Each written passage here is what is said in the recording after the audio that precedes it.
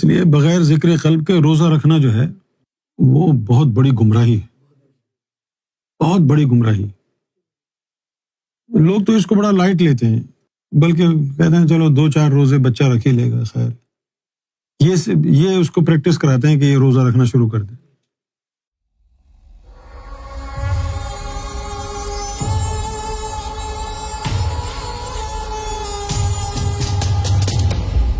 رمضان کا مقصد نفس کو کمزور کرنا ہے، لیکن ہم افطار سے لے کر سحری تک اپنے نفس کو اور زیادہ مضبوط کر دیتے ہیں۔ تو اس کانٹرڈکشن کو ہم کس طرح سمجھیں؟ کانٹرڈکشن ہے یہ، اس کو سمجھنے کی کیا ضرورت ہے؟ اس کا یعنی اس کو کریکٹ کرنے کی ضرورت ہے نا۔ اس کو کریکٹ نہیں کیا جا سکتا جب تک قلب جاری نہ ہو۔ اور روزے کا شر کیا ہے؟ روزے کا شر یہ ہے کہ تیرے اندر نور نہیں ہے، قلب تیرا جاری نہیں ہے، اور تو بھوکا رہا، پیاسا رہا۔ جب تو بھوکا اور پیاسا رہا تو شیطان اس کے اندر گھس کے بیٹھ جاتا ہے خالی پیٹ میں۔ تو نے کھانے پینے سے ہاتھ کیوں روکا؟ تاکہ نار نہ جائے، اسی لیے کھانے پینے سے روکا نا اپنے ہاتھوں کو۔ تو شیطان نے کیا کیا؟ اچھا یہ کھانے پینے کے ذریعے نار روکنا چاہ رہا ہے، اس نے اندرونی طور پر نار اس سے زیادہ بھر دی بغیر کھائے پیے۔ یہ بات سرکار نے مجھے ایک دن سمجھائی کہ جب تک قلب جاری نہ ہو روزہ رکھنا بہت خطرناک ہے۔ دیکھو پیٹ کو نار سے خالی رکھ رہے ہو تو نور ہونا چاہیے تب رکھ کرنا۔ یہ اگر نور نہ ہو اور پیٹ خالی ہو تو پھر شیطان آ کے بیٹھ جائے گا نا۔ تو جن لوگوں کے قلب جاری نہیں ہوتے اور وہ روزہ رکھتے ہیں نا، تو ان کے اندر آ کے بیٹھ جاتا ہے شیطان، جنات آ کے بیٹھ جاتے ہیں، جگہ خالی ہے نا۔ یا تو نور ہو آنے کے لیے، نور نہیں ہے اس وقت تک انتظار کرو جب تک ذاکر قلب ہی نہ بن جاؤ، ورنہ روزوں کا کوئی فائدہ نہیں، بلکہ خطرناک ہو جاتا ہے۔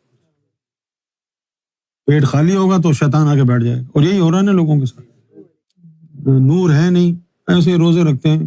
مسلمانوں کو شوق بھی بہت ہے بچوں کو روزہ رکھوانے کا، اور جتنے بچے روزے رکھتے ہیں اتنے بڑے شیطان بن جاتے ہیں۔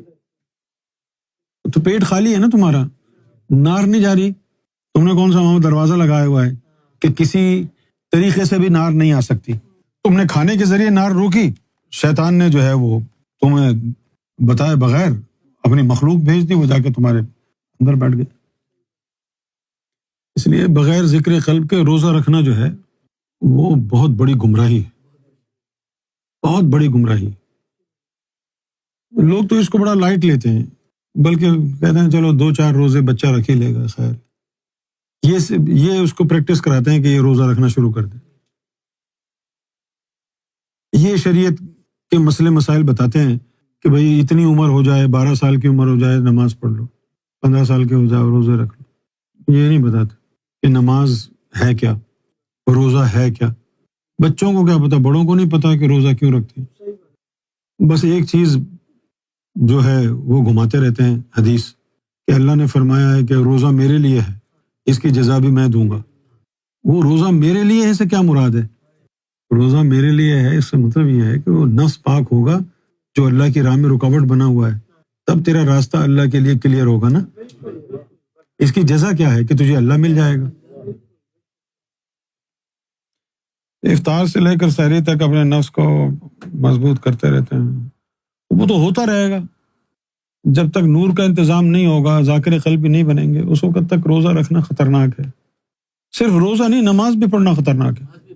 ہاں، فویل للمصلین الذین هم عن صلاتهم ساہون هم یراؤون، خطرناک ہو گئی نا، تباہی کی طرف لے جائے گی نا۔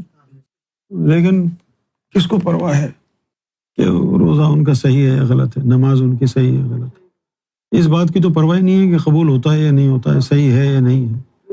اور انہوں نے تو بس پڑھنا ہے، پڑھو پڑھو، لوگوں کو پتہ چلے اس نے۔ اب دیکھو چوکا پہن کے، امامہ باندھ کے، وضو کر کے آدمی عطر لگا کے بیٹھے تو لوگوں کو لگتا ہے دیکھو کتنا پاک صاف متقی ہے، اندر اس کے ابلیس بیٹھا ہوا ہو۔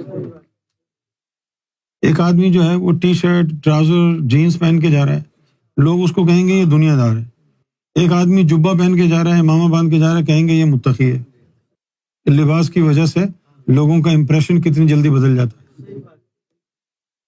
کپڑے پہننے سے کوئی متقی ہوا ہے؟ اگر عورت کے کپڑے پہن کے مرد چلا جائے تو کوئی اسے عورت تسلیم کرے گا؟ تو متقیوں کے کپڑے پہن کے کوئی فاسق چلا جائے تو اس کو کیوں متقی سمجھتے ہو؟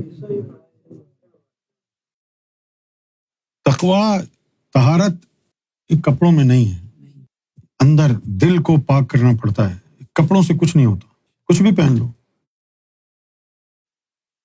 ایک مرید نے ایک دعوت کا اہتمام کیا، اپنے پیر صاحب کو بھی بلایا، پیر صاحب چلے گئے، وہ تھا نہیں، تو جو باقی منتظمین تھے، انتظام کرنے والے تھے، انہوں نے پیر صاحب کو پہچانا نہیں، کہنے لگے یار یہ کوئی بھکاری آ گیا ہے پھٹے پرانے کپڑے پہن کے۔ تو کہا کہ بھائی کوئی اچھے سے کپڑے پہن کے آؤ، یہ ہماری عزت کا معاملہ ہے، لوگ کیا کہیں گے کس کس کو بلا لیا ہے۔ پیر صاحب چلے گئے، اچھے کپڑے پہن کے آئے، کھانے کے لیے بیٹھے تو سارا سالن اٹھا کے کپڑوں پر ڈال دیا۔ لوگ کہنے لگے یہ کیا کیا آپ؟ بولو بھائی ان کپڑوں کی دعوت تھی، میری کہاں تھی؟ دعوت تو ان کپڑوں کی تھی، میری دعوت تھوڑی تھی۔ تو بس اب یہ رسم رہ گئی ہے۔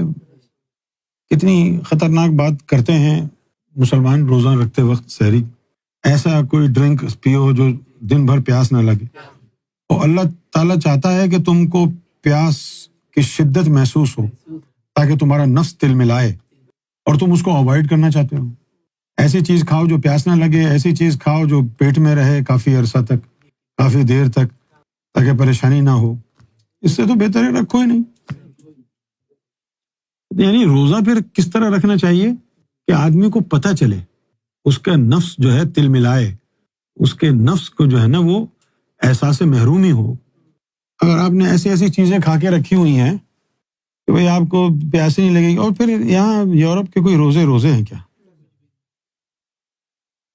یہاں تو ایسے ہی وقت گزر جاتا ہے اور 5:30 بجے روزہ افطار ہو جاتا ہے۔ بہت سے لوگ ایسے ہیں وہ اٹھتے ہی 5:30 بجے۔